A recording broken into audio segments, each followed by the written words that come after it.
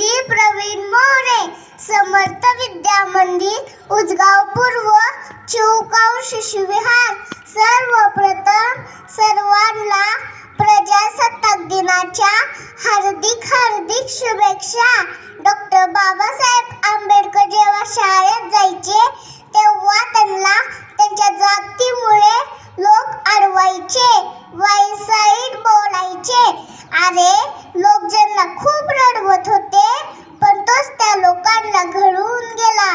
अरे वर्गाच्या बाहेर बसून सुद्धा तो या देशाचं संविधान लिहून